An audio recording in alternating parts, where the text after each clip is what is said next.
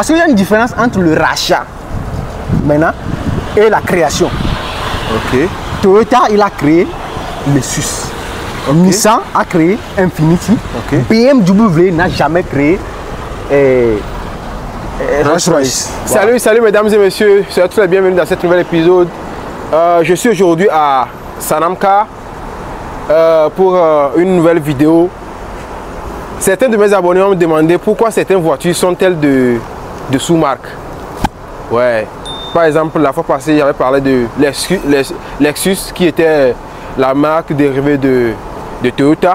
Et on m'avait posé la question. Aujourd'hui, je suis ici avec le pro des pros. Ouais, Stan de Vegas. Et on va parler de quelques voitures qui sont des voitures dérivées des autres marques. Bonjour monsieur Stan. Bonjour, c'est comment? Ouais, ça va très bien. Ça fait déjà une semaine, hein? Ouais. Certains de mes abonnés ont voulu savoir pourquoi certaines voitures sont-elles de voitures de sous-marque. Par exemple, Lexus qui est de Toyota, Infiniti qui est de Nissan et Rolls-Royce qui est de BMW. Bon, pour répondre à ta question, tout d'abord, il faut dire que Rolls-Royce n'est pas de BMW comme beaucoup le pensent, mais je vais aller très profond, un peu plus tard.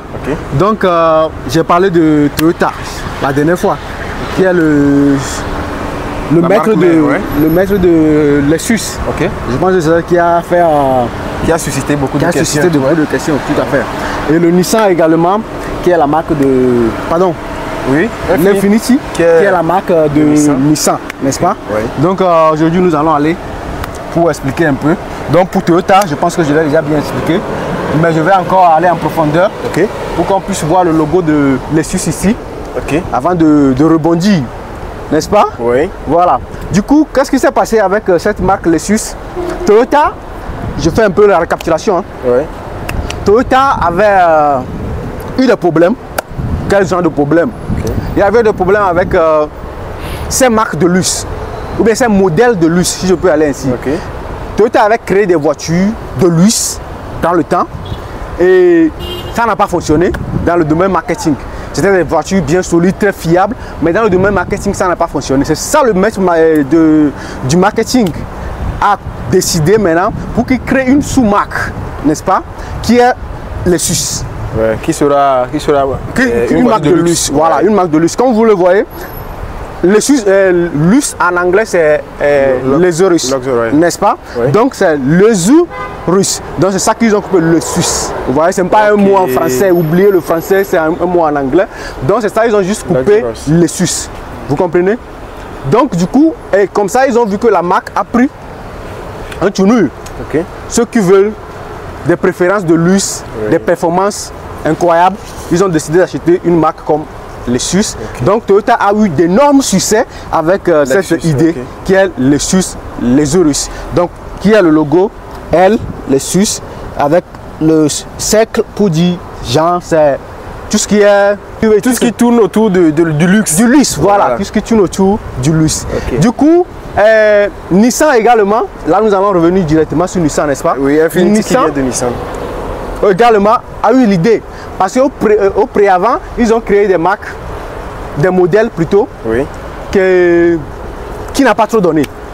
Pour faire des modèles de luxe. Donc tout comme Lexus et Toyota, et comment l'appelle-t-on? Toyota avait créé Lexus parce qu'il n'y avait pas... les voitures de luxe de Toyota ne marchaient pas assez.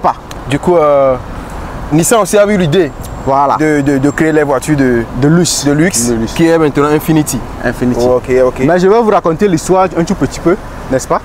Nissan également avait déjà des voitures de luxe, avait déjà des voitures sportives. Mais il se fourrait que les clients également n'étaient pas trop contents parce qu'ils ne se voyaient pas trop dans le luxe quand je suis dans Nissan.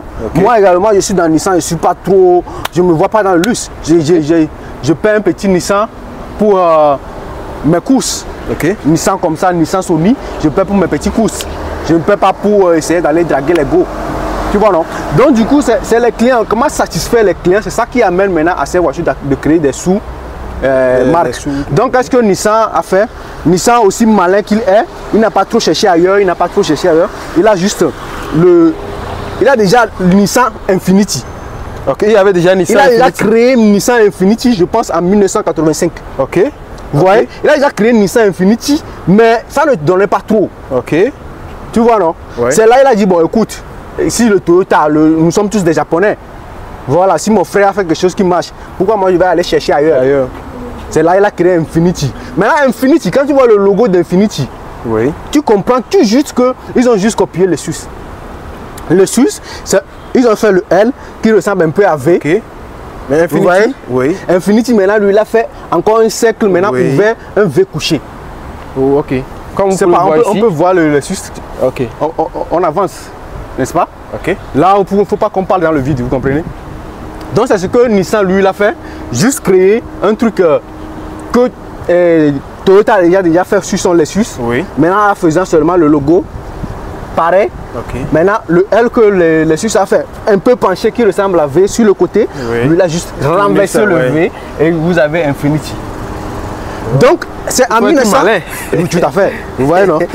Imagine ça là. Si on tourne ça un peu juste comme ça et on ouvre ici, ça vous avez Infiniti. Donc, vous voyez, non?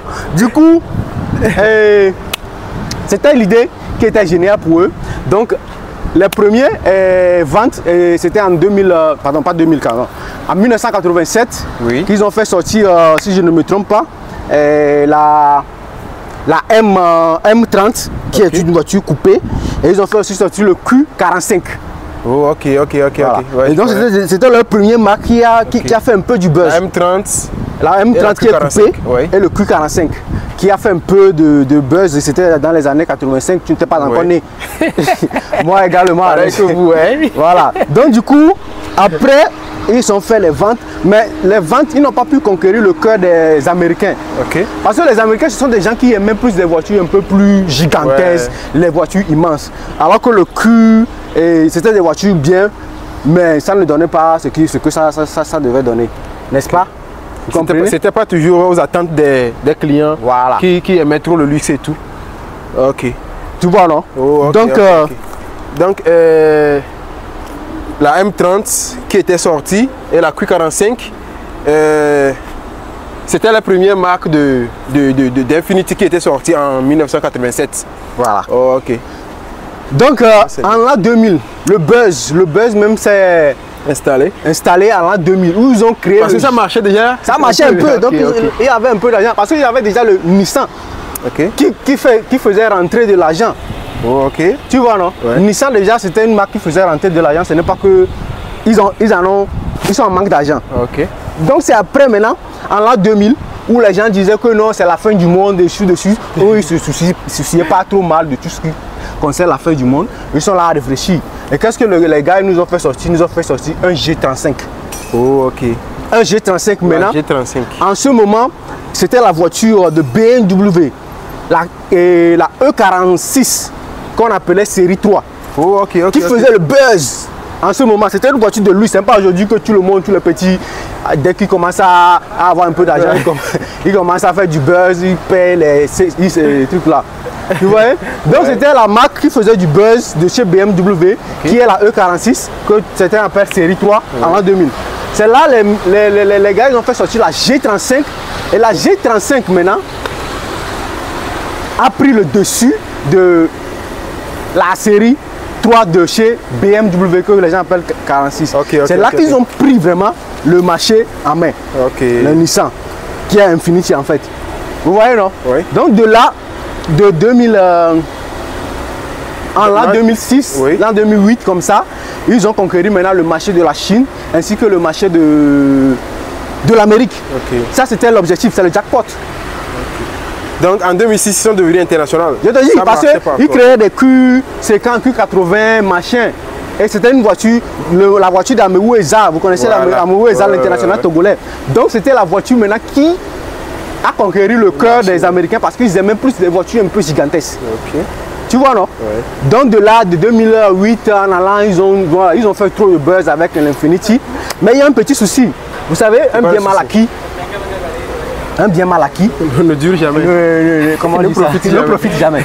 Donc c'est là que tout a bouleversé avec Infinity aux alentours de l'année 2018 où les Européens de l'Ouest n'aimaient plus trop Infinity parce qu'ils trouvaient que ça faisait trop de fautes, ainsi de suite. Ok. Vous voyez un peu, non? Oui. Attends, on avance parce que monsieur. Vous voyez, non? Oui. Donc aujourd'hui, je peux vous dire, depuis 2020, vers l'Europe de l'Ouest, l'Infinity n'a plus de projet, n'a plus de marché là-bas. Oui. Vers l'Europe de l'Ouest. Okay. Et aujourd'hui, vous pouvez aussi voir que ça c'est en baisse, Infinity. Ça ne prend plus trop. C'est plus trop d'actualité. Ouais, c'est plus trop d'actualité, il y a maintenant des choses. Mais par contre, le SUS, ça continue toujours d'avancer très bien. Oui. Parce que c'est un projet qu'eux-mêmes ils ont créé, alors que Nissan, bon, je ne suis pas en train de les juger. Hein. Nissan en a profité du projet de quelqu'un, un bien mal acquis ne profite jamais. Vous voyez un peu, donc c'est un peu l'histoire. Il faut toujours s'inspirer de quelque chose. C'est pas qu'ils ont profité. Ils ont quand même profité. On ne va pas le nier. Donc c'est un peu ça l'histoire de cette gigantesque marque de voiture que nous connaissons très bien, n'est-ce pas? Maintenant, si on veut aller sur le plan de BMW, okay. Parce qu'on doit en parler. Parce que nous sommes là sur un Rolls-Royce très magnifique, comme vous pouvez le voir. Une sympa Rolls-Royce. Ça, c'est pas des Rolls-Royce d'aujourd'hui, une vieille Rolls-Royce, mais qui est toujours très magnifique. Ça, on va pas le nier. Hein. Avec le logo juste en haut. Avec ce logo, vous pouvez payer 2 Toyota. Il y a Yaris. Donc vous pouvez déposer chez vous à la maison. N'est-ce pas? Bon, ça, je n'ai rien contre Toyota. Moi, c'est ma voiture même. Toyota, moi, la voiture préférée que j'aime, c'est Toyota. Et moi, je rêve d'acheter Toyota Fortuner. Les gens vont trouver ça bête, mais moi, c'est ça un peu mon rêve. Ok, donc dites-nous plus par rapport à Rolls-Royce. À la Rolls-Royce et la BMW. Rolls-Royce, je peux vous dire que c'est pas un sous-marque de BMW. Bon, ok. Parce qu'il y a une différence entre le rachat maintenant et la création. Ok. Toyota, il a créé le SUS. Nissan a créé Infinity. BMW n'a jamais créé Rolls-Royce. Voilà. Rolls-Royce a été créé par monsieur, il s'appelle comment? Monsieur Charles Rolls et puis Henry Royce. Oh, ok. Ils sont tous des Anglais. Ok. Vous comprenez? Maintenant, qu'est-ce qui s'est passé? Les deux personnes se sont associées pour créer Rolls-Royce. Dans le temps, jadis, dès 1900. Ok. Vous comprenez? Avant même la Première Guerre mondiale. Ce ne sont pas tes amis, M. Charles et M. Henry. Ok. Vous voyez? Oui. Donc, après la création, ils ont vendu ça après à M. Vick. On l'appelle M. Vick, aussi un Anglais. Okay. Ils l'ont vendu ça. Parce que Vick, il avait déjà Bentley à sa possession. Oh, ok. Il avait déjà Bentley, maintenant ajouté à Rolls-Royce. Non, il a dit, bon, moi je crée les carrosseries, je crée tout ce qu'il y a aux alentours, mais je demande à BMW, aussi performant qu'il est, de me créer les moteurs. Ouais. Certains moteurs en fait, parce que lui aussi, il essayait quand même de créer d'autres moteurs s'il y a des... Parce qu'en matière de moteur, vraiment, il faut reconnaître que BMW, c'est vraiment top. C'est vraiment top. Sauf que... Donc du coup, c'est lui qui fournissait le moteur au tonton Vika. Okay. Du coup, qu'est-ce qui s'est passé? C'est lui qui fournissait le moteur, le BMW. Okay. Mais après, il dit, bon, moi je suis fatigué, je vais vendre maintenant la marque. Okay. Monsieur BMW a décidé maintenant de vendre, d'acheter le Rolls-Royce chez Vick, n'est-ce pas, Monsieur Vika. Maintenant, c'est mal connaître Monsieur Ferdinand, qui est le propriétaire de Volkswagen, la marque allemande. Ok. Vous voyez un peu le système de ce qui va se passer. Oui. Donc, c'est maintenant Monsieur Ferdinand qui atterrit au dernier moment maintenant pour acheter le Rolls-Royce ainsi que Bentley. Ainsi que l'usine tout entière en fait. L'usine de Rolls-Royce. Alors que BMW lui fournissait déjà les moteurs au tonton Rolls-Royce, qui est Monsieur Vick. Ok, Monsieur Ferdinand a acheté Bentley avec l'usine complète de Rolls-Royce. Maintenant, BMW est obligé maintenant de recréer sa société. C'est-à-dire de créer une autre société complète parce qu'on lui a juste vendu le logo. avec la licence de Rolls-Royce. Je ne sais pas si vous comprenez. Non, c'est un peu flou là-bas. Ce que je veux dire, Okay. Ce qui s'est passé, Volkswagen est là au moment de la vente de Rolls-Royce et de Bentley. BMW aussi était là. Maintenant, BMW offrait 380 quelque chose millions de livres pour acheter. Donc, si je comprends bien, ça devenait comme si une vente en chair de la. Tout à fait. De la marque. Le rachat, c'est toujours comme ça, c'est une vente aux enchères. Et c'est M. Ferdinand qui avait la. M. Ferdinand a donné 480 quelque chose millions, Ouais. alors que BMW donnait que 300 millions.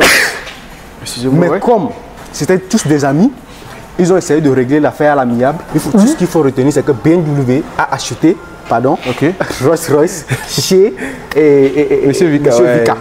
Ok. Vous comprenez? Donc BMW n'a jamais créé Rolls-Royce.